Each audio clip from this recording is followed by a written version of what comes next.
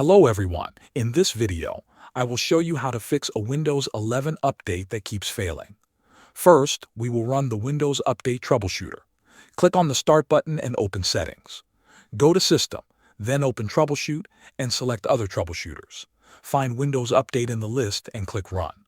Windows will now check for common update problems. If it finds any issues, apply the suggested fixes and wait until the process finishes. Close the window when it is done. Next, we will repair system files using Command Prompt. Press the Windows key and S, then type CMP.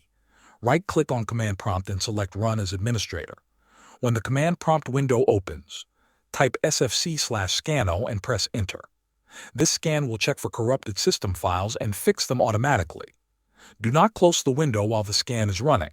After the SFC scan is complete, run the dism tool in the same window.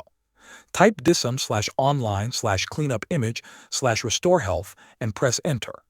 This command repairs the Windows image that is used during updates. Wait for the process to finish. Then restart your computer. Now we will reset the Windows Update files.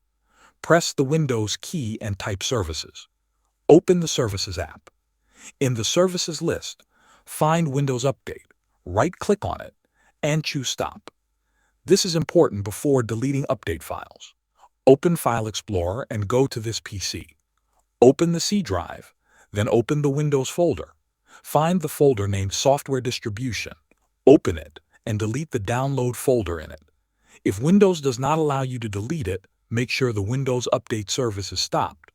After deleting the folder, go back to the Services window. Right-click on Windows Update again and select Start. Restart your computer one last time. Once your system starts, open Settings and check for updates again. In most cases, the update should now install without any errors. Thanks for watching.